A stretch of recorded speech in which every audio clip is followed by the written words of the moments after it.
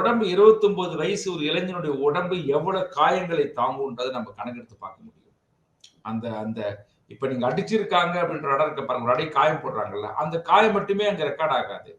அந்த காயத்தின் விளைவாக, அந்த தாக்குதலின் விளைவாக ஏற்பட்ட அந்த காயம் தான் கணக்கெடுத்துக்குவாங்க. ஒரு 5 அடி அடிக்கிறாங்க அப்படின்னா அது ஒரு இடம் பாதிப்பு, அந்த 5 அடி அடிச்சு கணக்கு வராது. அந்த பாதிப்பு தான் வந்து கணக்கு வரும். அப்படி பார்க்கும்போது அந்த உடம்பு மீது கடுமையான தாக்குதல், அவ்வளவு சித்திரவதை. அதுல என்ன பயன்படுத்துறாங்கன்னா, ஒரு ஆயுதங்களை கொண்டுதான் அவங்க அடிச்சிருக்கிறாங்கன்ற மாதிரிலாம் சொல்றாங்க. சோ ரத்த ஓட்டமே இல்ல, சிகரெட்டால சூடு வைக்கப்பட்டிருக்குன்னு இருக்காங்க. இன்னொரு பக்கம் நம்ம புரிஞ்சுக்க வேண்டியது என்ன அப்படின்னாக்க, ஆனா அவங்க கன்க்ளூஷன்ல வந்து இதுதான் காரணம் சொல்ல வரல. ரசாயன டெஸ்டுக்கு பிறகு அதனுடைய முடிவு சொல்லப்படுன்ற மாதிரி இந்த அவங்களுடைய கணிப்பு சொல்லியிருக்கிறாங்க. இது கணிப்பை சொல்லலாம். இது ஒன்றும் மறைக்கிற விஷயம் இல்லை. அடிச்சு சிதைச்சு கொண்டிருக்கிறாங்க, உள்ள ரத்த ஓட்டம் போயிடுச்சு, பல காயங்கள் இருக்கு, அவன் செத்து போயிட்டாருன்றதுதான் இது உண்மை. இது வந்து இதுல என்ன இனிமேல் கணிக்கிறதுன்னு தெரியல. ஆனா இப்ப நீங்க வந்து அந்த தம்பி வந்து 27ஆம் தேதி கைது பண்ணப்பட்டு 28ஆம் தேதி 12 மணி வாக்குல அவருடைய சட்டையெல்லாம் கிழிஞ்சு போச்சு, அடிச்சடியில ரத்தம் தோய்ந்த சட்டை.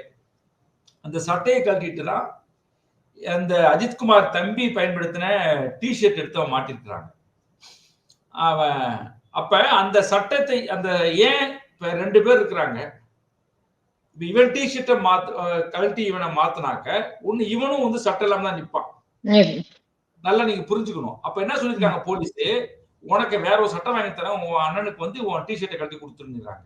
அது என்ன காரணம்னா, இந்த கோவிலுக்கு கூட்டு வருகிற போது காயங்கள் தெரியக்கூடாது அப்படின்றதுக்காக தான்.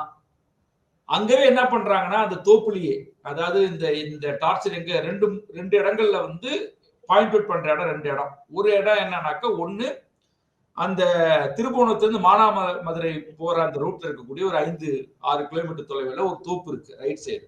அந்த தோப்புக்கும் போயிருந்தேன் ஸ்பாட்டுக்கு. அங்க இருக்க ஒரு கம்மாய்கரை இருக்கு, அந்த கம்மாய்கரை ஒரு இடம் ஸ்பாட். 2வது வந்து இந்த மடப்புறம் கோயில் உள்ள பின்புறம் அடிக்கிறது. அதான் வீடியோ வெளியில ஆனது. மத்த தாக்குதல் எல்லாமே வந்து என்ன எங்க இருக்குன்னா, அவன் எங்கெங்க கூட்டு போய் அடிச்சாங்கன்றது நிறைய இடங்கள் இருக்கு. வண்டி வந்து நிறைய டிராவல் ஆகிட்டே இருந்திருக்கு.